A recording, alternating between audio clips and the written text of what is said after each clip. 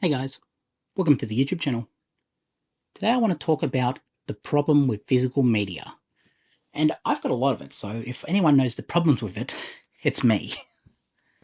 So often on my channel I talk about how much it's beneficial, like the quality of it, the how it's better than streaming, how it's higher bit rates, higher resolutions, higher so on. And it's a safeguard against even the industry where if a streaming service takes something off a streaming service and it's no longer available, essentially it's gone. Like, you have to buy a physical media copy. But so often I don't talk about, and a lot of physical media collectors don't talk about the problems with it. And I will obviously talk about the problems with it. This is going to be a much shorter video than I usually do because I can't think of all the problems, but I will try to list down as many as possible. And so you have as good a view of like where the problem areas lie with physical media. So obviously one of the main problem areas, especially if you're going for 4K, is the cost. For the same price you pay for a brand new 4K Blu-ray, you might be able to have 2 or 3 streaming services for that price. So it is a lot higher cost of entry. And people say, but you own the movie. And yes, I own these movies. They're on my shelf. And it's a lot harder for someone to come in and take these movies off my shelf. But also you need to look at how often are you actually going to watch it. And this is the problem area. Like, I like the idea of having movies at a second's notice that I can reach into and grab. I love the idea that they're mine, they're on a shelf, and I can access them when I need to. But it's not always, I don't always watch these movies, so it's like they're on a shelf for years on end. Some of these movies are not even open, like, as I said. Let's pull one off the shelf. That one's open. The Irishman I've watched before, but where is something that's not opened? Moon, here we go. Oh no, I don't want to get that one out. Matilda, will that come out? No, it's stuck in there. I should really give these Blu-rays enough room to move. Let's get something from down here. What's sealed? Burlesque. Never seen Burlesque. Something like Burlesque. I own this on DVD, Blu-ray, so I own that movie. It's still in its shrink wrap though because I've never decided to open it. And the reason I leave these in shrink wrap is that if I ever decide to sell them, and let's say that was to go out of print, I can resell that and buy a used copy or something. I can sell that one if I'm not necessarily going to watch it. And, you know, it wouldn't be that big of a deal to me. Not that I sell my collection. So, you know, it's a lot higher a cost of entry. Another thing that you've got to be aware of is that it is maintenance. Like, you need to be aware that it's a lot to maintain these sort of collection. Like, you need to make sure that the discs are kept in a way that is going to benefit them. Like, you don't want to store them in a environment that's going to have 60, 70 degree heat or whatever. And like, Australia has 77. Australia constantly hits like 50 degrees in summer or high 40s. But to my collection, I constantly am checking on it, making sure that it is in a way not too hot, not too cold. Like, it's got to be in a certain range. And same with winter. I try to make sure that it's no extreme temperatures. But you know, you try to combat it against disc rot, because disc rot isn't necessarily too common anymore these days, but it is definitely a factor that can happen. And so it does take maintenance. You want to make sure that your copies are preserved for decades even. So you constantly need to maintain it. And also the space. Let's talk about the space. Most people who go towards the streaming option, price and space are the two big factors. They can have every movie they can probably imagine at their fingertips, and they don't need to fill up a room full of physical media. But, as I said, it comes down to preference at the end of the day.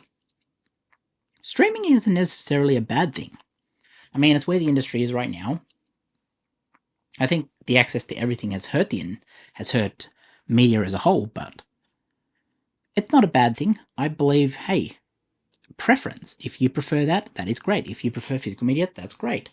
I prefer physical media because it is in a way, I can choose the experience I want to have.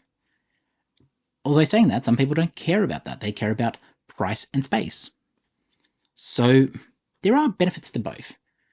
But the problem with physical media is that there are a lot of considerations you need to make, especially with physical gaming. You need to make sure that, you know, games are kept, they're not scratched. You want to make sure that there aren't many scratches when you buy secondhand. You need to be aware of what you're getting. But, a game, for example, like I will take a game off the shelf and I will be like, okay, cool, I want to play this game. The first thing I look at is like, does it have any scratches? Is it brand new? Like, is it install, like, what's the install time? Because with new games now, like PS4 and PS5 games, you have to install them to the hard drive first and all this other stuff.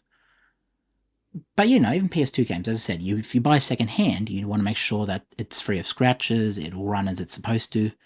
And most times, you probably make sure that's a good disc. But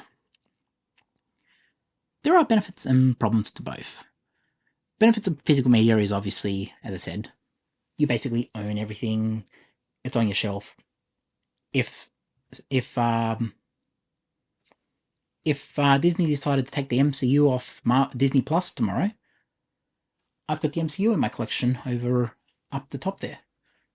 If they decided to take Game of Thrones off HBO Max, or what we have a service called Binge in Australia, I've got Game of Thrones up there.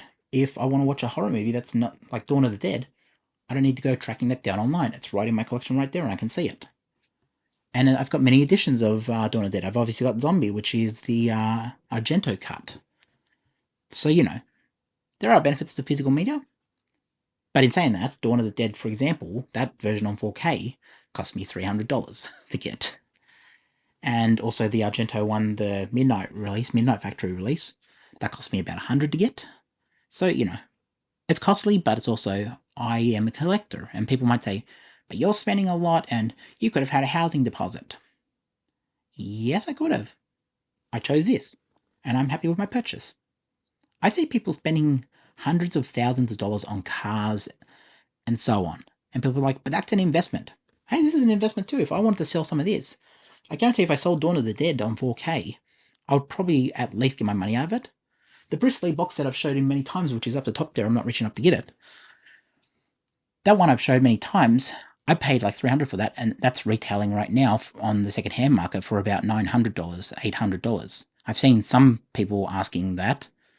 I've seen some selling for around $800 because I've seen a sale that happened. And, it depends how much the collector wants. It's like, yes, people might say, I would never pay $800 for a Bruce Lee box set. That's your preference, but there are people who really want it, and if they see mine is the only one on the market that is available, they might pay whatever I ask for it. I wouldn't be outrightly price gouging it like the $800, but like, I'd maybe open it up to auction and say like, who wants to bid on it? It's open, there it is. But I wouldn't sell it on eBay because I love it. But you know what I'm saying? Like, it is preference at the end of the day, and people prefer to have every streaming service imaginable on, and that works for them. For me, this works. I prefer coming in here, being completely disconnected from the internet, and I don't even need my phone on me. I can come in here and just browse, and I don't need to look at a description online. I don't need to go and watch a trailer. I can just choose off a cover and say, okay, I want to watch this movie. I've got it in my hand, I'll go and watch it. I will watch I Am Legend.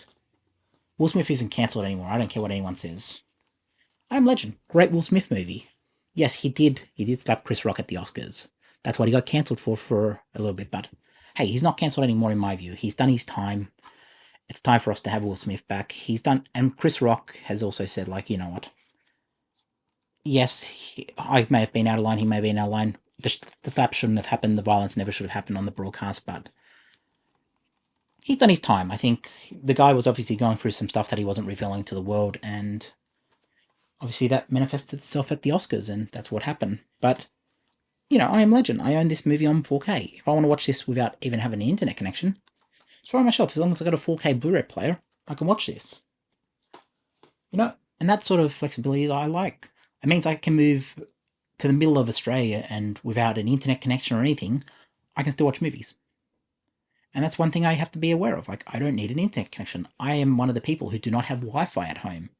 Mainly because my phone that I'm filming this on right now, is my connection to the internet. I can personal hotspot it to everything around me, and I always have it on me, so meaning if I go and stay at a hotel or I stay wherever, I can hotspot it to where I can access what I need to throughout my phone and my data, and it's always on me. And people might say, how can you not have Wi-Fi? That is outrageous. Well, the fact that I don't have Wi-Fi comes down to a personal preference. I don't like being wired into a wall and having this hard-wired thing into the wall.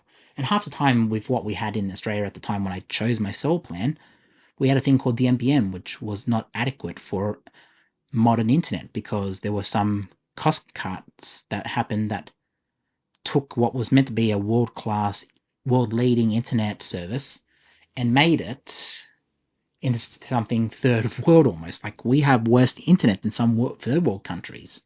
And it's starting to get better now as they upgrade the systems and upgrade the service. But I still prefer how fast 5G is, and that's why I stick with my cellular.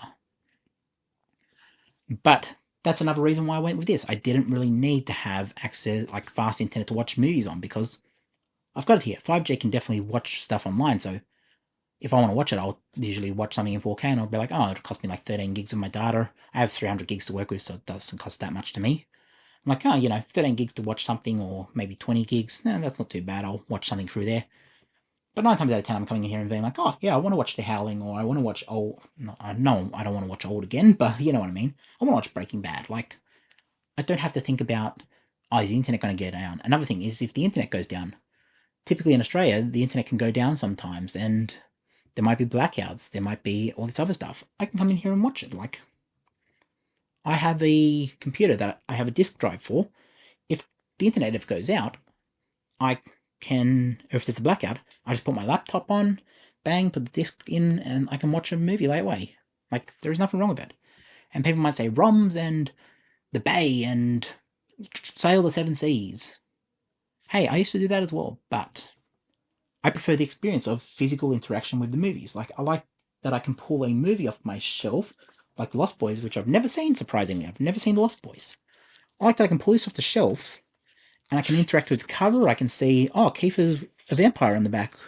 Okay, that looks interesting. Like, it can sell you on the cover alone. And we've lost the experience of, like, interacting with the cover as we've went more towards convenience. But anyways, guys, that's some things I feel like don't get said about physical media too much. They had some not too great things about physical media. But, as I said, personal preference, I prefer it. Some people may not. There's no right or wrong, and you need to choose what works for you. Thanks for watching, guys, and I will catch you in the next one. Notify, subscribe, whatever else I tell you to do usually. Anyways, peace out, guys. I'll catch you next time.